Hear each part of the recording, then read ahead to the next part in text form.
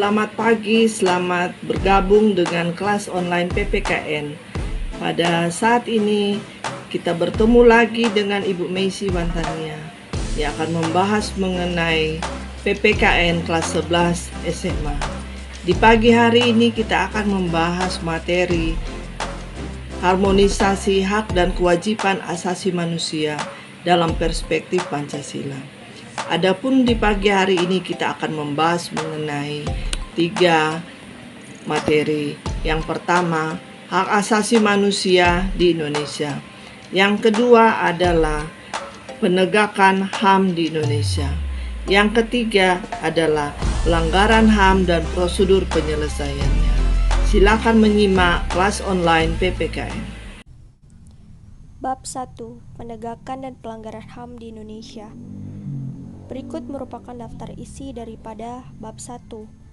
Yang pertama, ada garis besarnya, ada A. HAM dalam Pancasila, B. Penegakan HAM di Indonesia, C. Pelanggaran HAM dan prosedur penyelesaiannya, dan juga terdapat latihan dan juga rangkuman.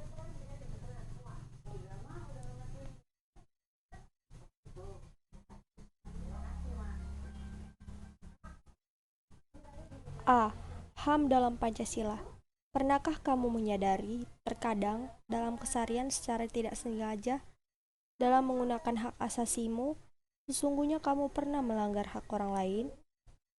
Contoh, aksi demonstrasi yang diiringi long march menuju instansi tertentu yang mengakibatkan terganggunya arus lalu lintas. Di satu sisi, demonstrasi adalah hak kita sebagai warga negara. Namun, akibat penggunaan hak tersebut, banyak orang yang terganggu. Saat media massa menayangkan berita mengenai problem kehidupan pribadi seorang tokoh, di satu sisi, wartawan atau pekerja media menjalankan haknya untuk mendapatkan informasi.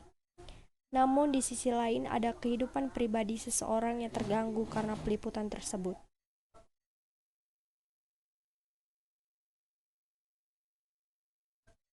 Dalam penjelasan Undang-Undang Dasar tahun 1945, Indonesia adalah negara yang berdasarkan hukum, bukan berdasarkan atas kekuasaan. Karena itu, setiap warga negara mempunyai kedudukan yang sama di hadapan hukum. Tidak ada satupun yang mempunyai kekebalan dan keistimewaan terhadap hukum. Sumber dari tertib hukum adalah Pancasila. Artinya, dalam membuat suatu produk hukum haruslah berlandaskan dan sesuai dengan kaidah Pancasila.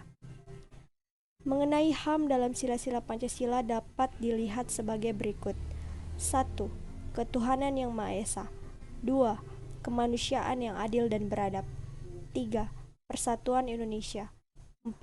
Kerakyatan yang dipimpin oleh hikmat kebijaksanaan dalam permusyawaratan perwakilan. 5.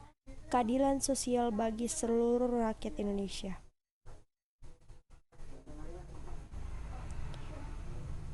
Melalui sila ke-1 ditanamkan kesadaran pada seluruh manusia Indonesia mengenai perbedaan agama yang dikembangkan dengan cara toleransi dan hormat menghormati antara pemeluk agama serta aliran kepercayaan yang berbeda-beda.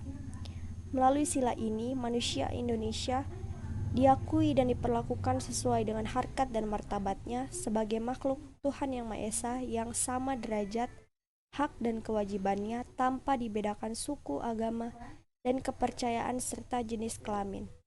Melalui sila ini, manusia di Indonesia telah menempatkan persatuan dan kesatuan serta kepentingan bangsa dan negara di atas kepentingan pribadi dan golongan. Sila ini menanamkan pemahaman bahwa setiap manusia Indonesia mempunyai kedudukan, hak, dan kewajiban yang sama sebagai warga negara. Hal ini dibuktikan dengan sistem perwakilan rakyat atau DPR. Melalui sila ini ditanamkan kesadaran seluruh manusia Indonesia mempunyai hak dan kewajiban yang sama untuk menciptakan keadilan sosial. HAM di Indonesia diatur dalam Undang-Undang 1945 dalam peraturan perundang-undangan lainnya seperti berikut. 1. Hak asasi manusia dalam Undang-Undang 1945 dalam pembukaan maupun dalam batang tubuh Undang-Undang 1945 tercantum hal-hal yang berikut dengan hak asasi manusia. Dari alinea 1 sampai alinea 4, pembukaan Undang-Undang 1945 mengatur tentang HAM. Sedangkan dalam batang tubuh Undang-Undang 1945 mengenai HAM diatur dalam pasal A, pasal 1 ayat 1 dinyatakan bahwa kedaulatan adalah di tangan rakyat dan dilaksanakan menurut Undang-Undang Dasar. Pernyataan ini mengandung pengertian bahwa negara kita adalah negara yang demokratis yang tidak mengakui kekuasaan absolut, yaitu yang bersifat sewenang-wenang. B. Pasal 27 ayat 1 dan 2 yaitu pasal yang memuat mengenai persamaan hak di depan hukum dan pemerintahan serta persamaan hak untuk memperoleh pekerjaan dan penghidupan yang layak bagi kemanusiaan. C. Selanjutnya adalah pasal 28 yang mengatur kebebasan untuk berkumpul, berserikat, dan mengeluarkan pendapat. 2. Hak dalam peraturan perundang-undangan yaitu A. Dalam KUHP yaitu hak manusia tercantum dengan dianutnya asas legalitas. B. Dalam BW yang terdapat dalam pasal 1 ayat 2 anak yang di dalam kandungan seseorang perempuan dianggap telah dilahirkan bila mana kepentingan si anak mengkehendakinya. C. UU nomor 14 tahun 1970 tentang kekuasaan kehakiman. D. UU nomor 8 tahun 1981 yaitu KUHP yang mengatur tentang perlindungan HAM, misalnya bantuan hukum, ganti rugi, maupun rehabilitasi. E. Undang-Undang Nomor 9 Tahun 1986 yaitu Pengadilan Tata Usaha Negara. Di dalam undang-undang ini, pengakuan dan perlindungan hak asasi juga terdapat pengaturan dalam pasal 4 yang menyatakan bahwa PT UN adalah salah satu pelaksanaan kekuasaan bagi rakyat, pencari keadilan terhadap sengketa TUN atau Tata Usaha Negara. F. Undang-Undang Nomor 39 Tahun 1999 tentang HAM. G. Undang-Undang Nomor 26 Tahun 2000 tentang Peradilan terhadap Pelanggaran HAM. 3. Pasal-pasal yang terdapat dalam bab 10A Undang-Undang 1945 tentang HAM. Melalui amandemen Undang-Undang 1945, hak asasi manusia dicantumkan dalam bab 10A pasal 28A sampai dengan 28J. Bunyi pasal 28A Undang-Undang 1945 berikut: setiap orang berhak untuk hidup serta berhak mempertahankan hidup dan kehidupannya. Pasal tersebut jelas memberikan perlindungan hukum bagi setiap orang untuk hidup dan mempertahankan hidup. B. Penegakan HAM di Indonesia. Mengapa HAM perlu ditegakkan? Sebab tegaknya HAM di suatu negara akan sangat berdampak pada perkembangan negara yang bersangkutan. Menyikapi berbagai kasus pelanggaran HAM di tanah air, kiranya perlu dilakukan beberapa upaya penegakan HAM yang meliputi: 1. Perlindungan HAM. Upaya perlindungan HAM ditekankan pada berbagai tindakan pencegahan terhadap terjadinya pelanggaran HAM. Cara-cara yang dapat ditempuh misalnya dengan dibentuknya Komisi Perlindungan Anak. Sedangkan cara lainnya misalnya dengan meratifikasi undang-undang tentang perburuhan. Pemajuan HAM. MPR mengesahkan mengenai HAM yang dimuat dalam Piagam HAM diikuti dengan perubahan kedua Undang-Undang 1945 yang memasukkan pasal-pasal yang secara rinci dan tegas mengatur tentang pemajuan dan perlindungan HAM. Pemerintah telah pula mengesahkan Undang-Undang HAM Nomor 39 Tahun 1999 dan Undang-Undang Nomor 26 Tahun 2000 tentang Pengadilan HAM. 3. Pemenuhan HAM. Menurut Friedrich Julius Stahl, Indonesia adalah negara yang berdasarkan atas hukum memiliki unsur dalam pemenuhan hak-hak dasar warga atau basic right and fundamental right berupa perlindungan HAM. Penegakan hukum atau law enforcement diperlukan agar terciptanya ketertiban dan ketentraman hidup. Sebab tanpa supremasi hukum, mustahil kiranya penegakan HAM akan bisa terlaksana. C. Pelanggaran HAM dan prosedur penyelesaiannya. Pengalaman di negara lain, menurut Carlina Leksono, ada 3 langkah dalam penyelesaian pelanggaran HAM masa lalu adalah: 1. Memulihkan hak korban dan keluarganya melalui proses reparasi. 2. Pertanggungjawaban hukum atas kejahatan yang dilakukan oleh pelaku dengan membuka kemungkinan pemberian amnesti tetapi tidak mengabaikan rasa keadilan. Dan 3. Perlunya referensi kebijakan dari lembaga peradilan untuk memungkinkan terciptanya penegakan hukum. Pelanggaran-pelanggaran hak asasi manusia merupakan kenyataan negatif yang selalu diikuti oleh upaya manusia untuk mengatasinya. 1. Pelanggaran hak asasi manusia.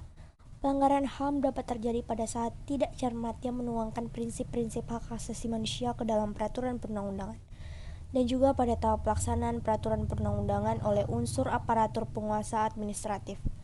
Menurut Supomo, HAM merupakan hal yang tabu, karena perlindungan terhadap hak-hak individu sebagai sikap mengagung-agungkan individualisme. Pemikiran Supomo ini ditolak oleh Muhammad Yamin dan Hatta dengan tidak mempersoalkan HAM berasal dari mana. Suatu negara demokrasi harus memiliki sejumlah elemen HAM, khususnya menyangkut hak-hak sipil harus ada, seperti kebebasan berbicara, kebebasan pers, kebebasan berserikat, hak mendirikan parpol, serta hak partisipasi dalam politik.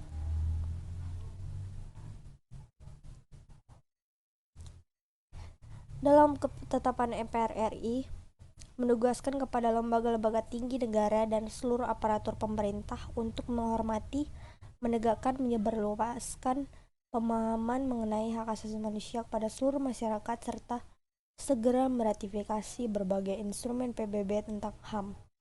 Demikian halnya dalam Undang-Undang Nomor 39 Tahun 1999 dijelaskan pada pasal 1 pengertian pelanggaran hak asasi manusia pasal 104 ayat 1 dan 3.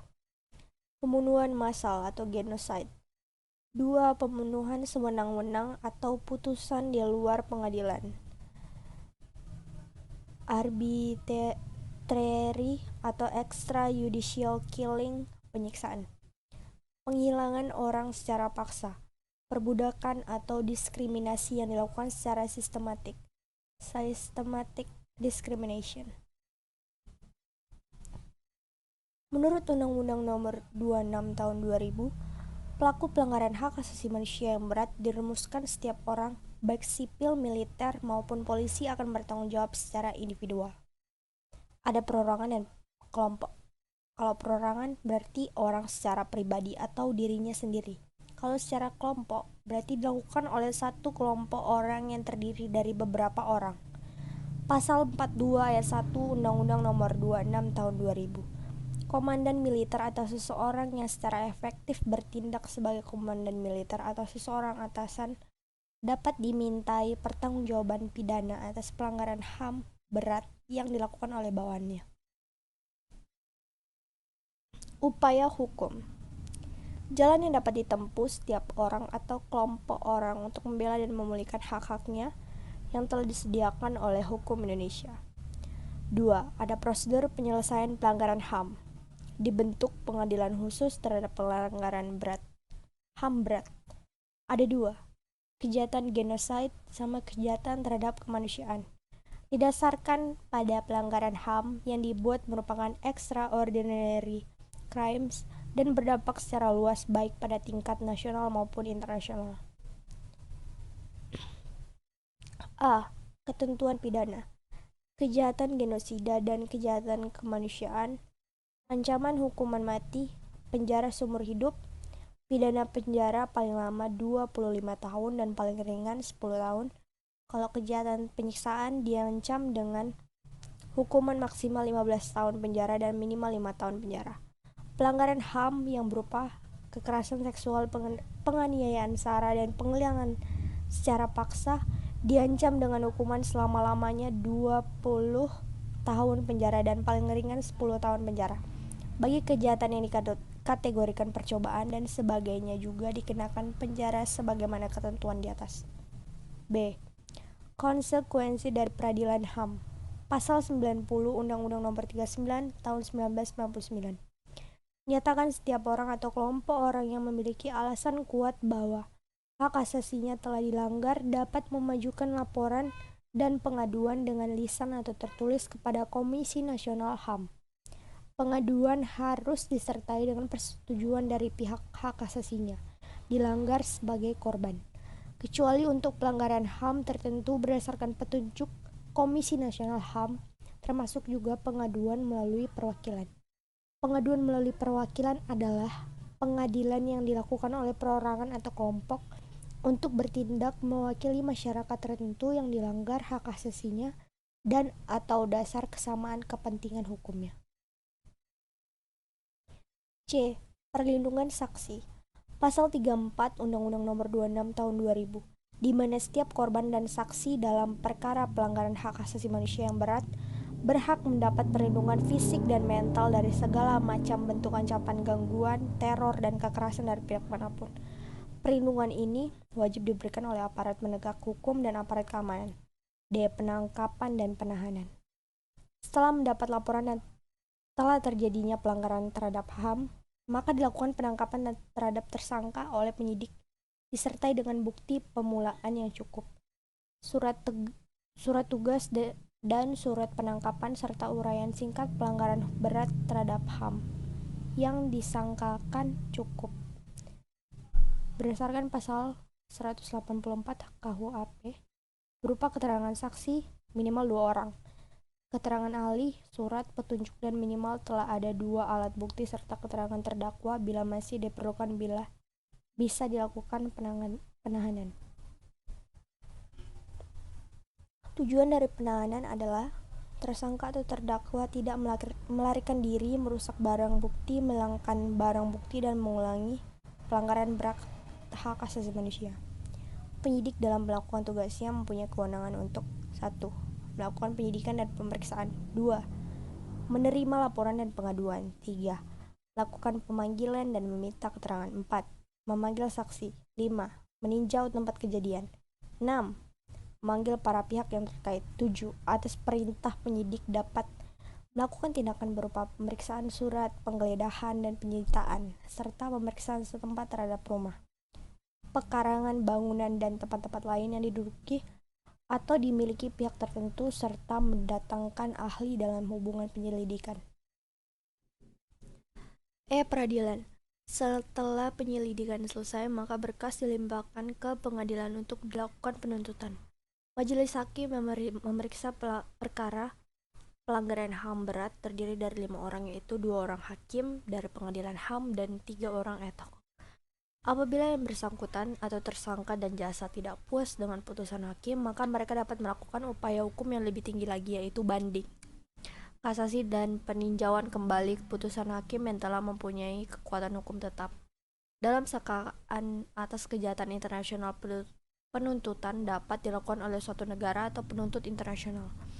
Namun penuntutan tidak bisa dilakukan apabila tersangka meninggal dunia atau apabila terhadap mereka para tersangka telah dilakukan penuntutan dan diproses peradilan. Peradilan internasional yang berwenang mengadili para tersangka kejahatan internasional dapat dikategorikan dalam 2 bentuk. Peradilan internasional yang bersifat ad hoc, yang berarti setelah selesai mengadili peradilan itu dibubarkan. Peradilan internasional yang bersifat permanen yaitu International Criminal Court atau ICC, yang didirikan berdasarkan sebuah perjanjian internasional tahun 1998 yang dikenal dengan nama Statuta Roma. Tujuan ideal dari pengadilan HAM adalah untuk memelihara perdamaian dunia, menjamin hak asasi manusia, serta memberikan perlindungan, kepastian, keadilan, dan perasaan perorangan ataupun masyarakat. Tujuan praktisnya adalah untuk menyelesaikan pelanggaran HAM yang berat. Sedangkan terhadap kejahatan HAM berat sebelum undang-undang ini berlaku ditangani oleh pengadilan HAM ad hoc. Dalam UU nomor 26 tahun 2000 tentang pengadilan HAM dianut beberapa asas, yaitu 1. Hanya mengadili pelanggaran HAM yang berat, pasal 4. 2. Kejahatan universal, pasal 5. 3. Genosida dan kejahatan kemanusiaan, pasal 7. Jaksa Agung sebagai penyidik dan penuntut umum, pasal 11 dan pasal 23. Pejabat ad hoc dalam pengadilan HAM dikenal penyidik ad hoc, pasal 18 ayat 2.